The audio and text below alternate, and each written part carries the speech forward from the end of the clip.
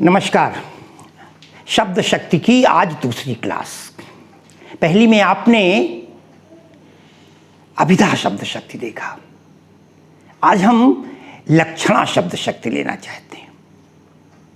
ध्यान दीजिएगा, दूसरी शब्द शक्ति है लक्षणा, और लक्षणा शब्द जो है लक्षण से बना है। और लक्षण आदतें कह सकते हैं, किसी के अंदर विद्यमान वो गुण या अवगुण जो विद्यमान है, लक्षण है। कहते हैं आजकल तुम्हारे लक्षण अच्छे नहीं दिखाई दे रहे हैं, बीमारी के क्या लक्षण हैं? तो जिनमें जो बातें विद्यमान हैं वो गुण। परिभाषा देख लेते हैं।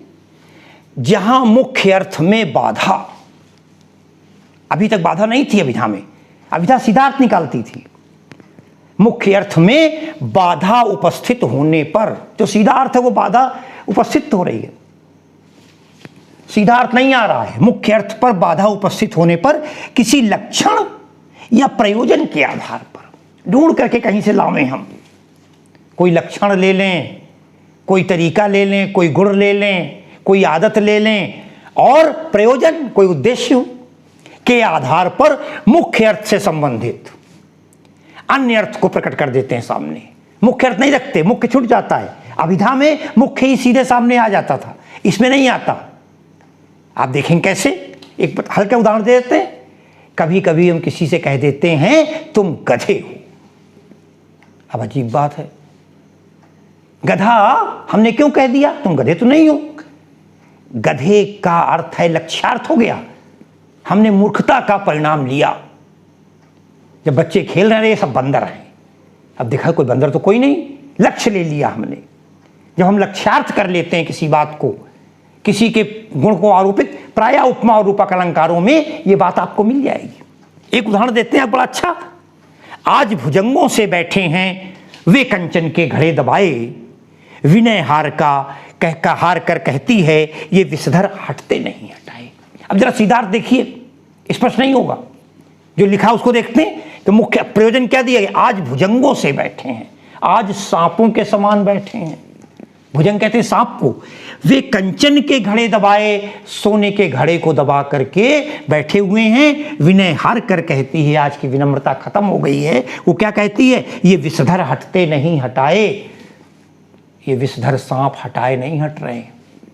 व्यंग उन लोगों पर है जिन्होंने धन को, सत्ता को, पद को कुंडली मारकर जो बैठे हुए लोग हैं। कहा उनके विषय में गया है कि आज भुजंगों से जिस प्रकार सांप कहीं नहीं आने देता, आज ये लोग अपने पास फटकने नहीं देते हैं, आने नहीं देते हैं। यहाँ पर लक्ष्य किया गया, लक्षण से ले लिया गया, इसलिए यहाँ पर लक्षणा शब्द शक्ति हो गई।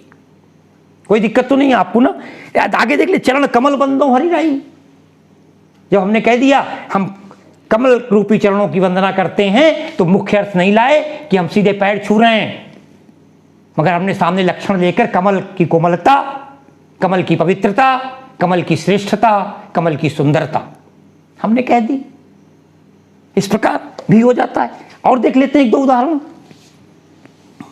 आप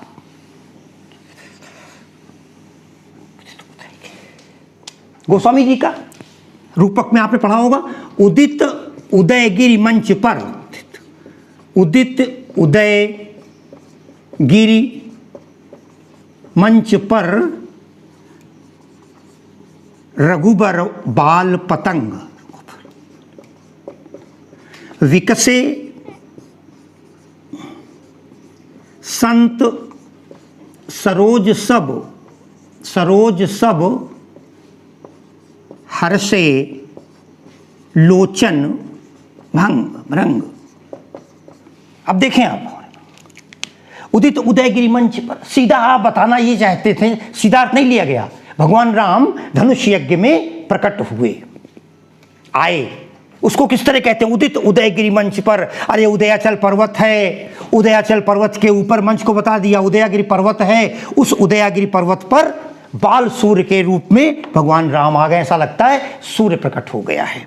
विकसे संत सरोज सब, जब सूर्य निकलता है, सूर्य का उत्थान होता है, सूर्य का जन्म होता है, सूर्य प्रकट होता है, निकलता है, तो खिल जाते हैं कमल। यहाँ क्या हुआ? उनके आते ही विकसे संत सरोज सब, जितने संत लोग थे राम के आने को देखकर खुश हो गए। विकसे संत सरोज तब हर्षे लोचन भृंग, और भौरे जो हैं वो प्रसन्न होते हैं कमल के खिलने पर, क्योंकि जो भौरा रात में बंद हो जाता है कमल में कभी कभी, तो उसे बड़ी दिक्कत होती है, फिर वो खुलने पर निकल जाता है। हर्षे लोचन भृंग, और लोचन, और वैसे भी जब कमल खिल जाएगा तो नए भौरे आकर बैठेंगे, तो हर्षे लोचन, भौरा प्रसन्न होता है कमल के खिलने पर। यहाँ भौरे क्या हैं? उन संतों की, उन सज्जन लोगों के नेत्र हैं। हर्षे लोचन भृंग, नेत्र रूपी भौरे प्रसन्न हो गए, एक ही अर्थ था।